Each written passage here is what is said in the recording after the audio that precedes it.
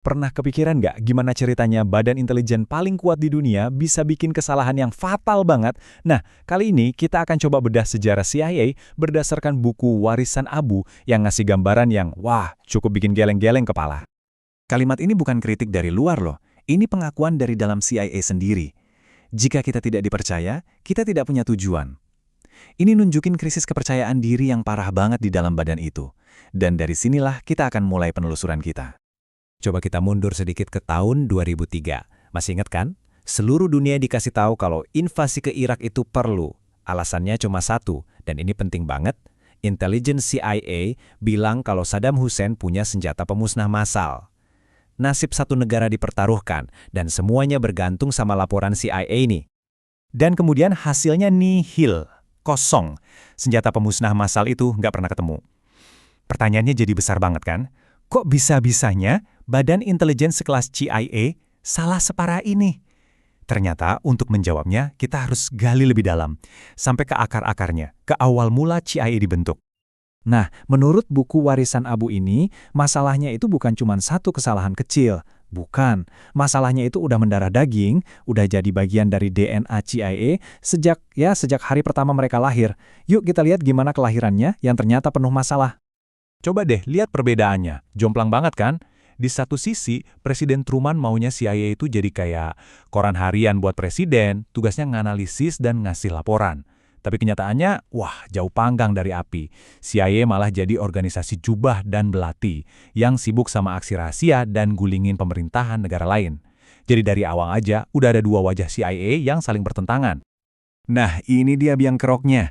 Gimana bisa coba kita jadi wasit yang adil, tapi di saat yang sama kita juga jadi pemain yang mau menang dengan segala cara? Nggak bisa kan?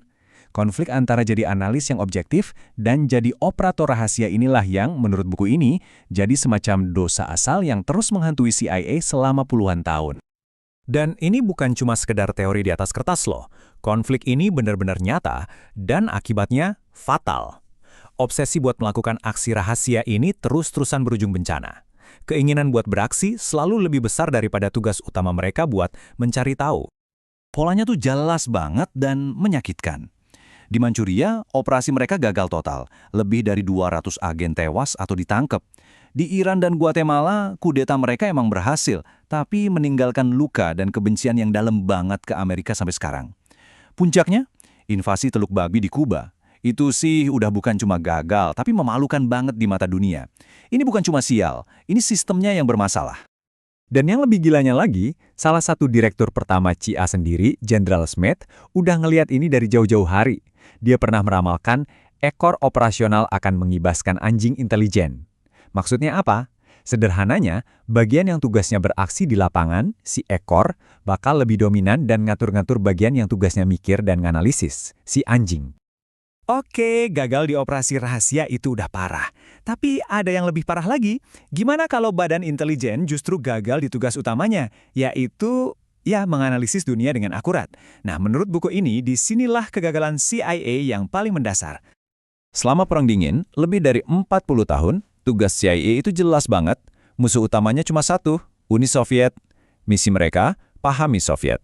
Masuk ke lingkaran dalam mereka di Kremlin, tahu apa langkah mereka selanjutnya.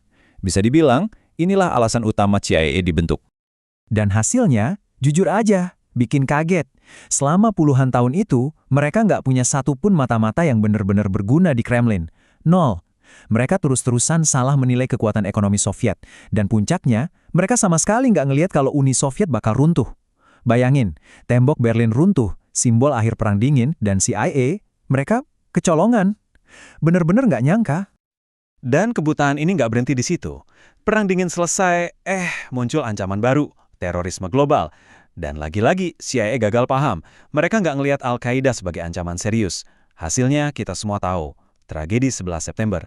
Ironisnya, Pearl Harbor kedua inilah yang seharusnya bisa dicegah oleh CIA. Oke, jadi semua rentetan kegagalan ini akhirnya membawa kita kembali ke titik awal, Irak. Sekarang, dengan melihat semua sejarah ini, kegagalan soal senjata pemusnah massal itu jadi kelihatan nggak terlalu mengejutkan lagi kan?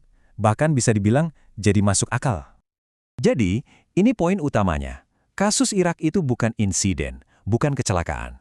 Itu adalah puncak, klimaks yang nggak bisa dihindari dari masalah yang sama yang udah numpuk selama 50 tahun, konflik internal, obsesi sama aksi rahasia, dan analisis yang payah. Jadi gimana persisnya bisa kejadian? Gini ceritanya, langkah demi langkah. Pertama, mereka nggak punya mata-mata sama sekali di pemerintahan Saddam. Intelnya kosong melompong.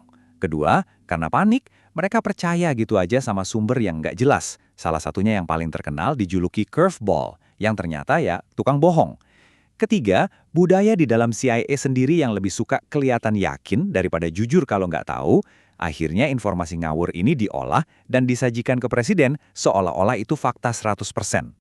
Dan ini bukan cuma kata si penulis buku loh, tim investigasi resmi dari pemerintah Amerika sendiri juga bilang hal yang sama. Mereka bilang buktinya lemah banget dan ini kesalahan yang fatal. Dan yang penting mereka bilang ini fatal saat itu juga, bukan cuma karena kita udah tahu hasilnya sekarang. Jadi, kalau kita tarik benang merahnya, gimana?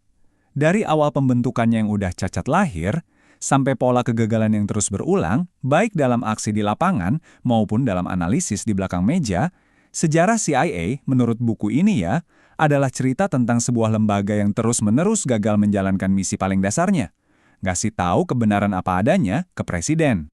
Ini semua ninggalin kita sama satu pertanyaan besar yang cukup bikin mikir.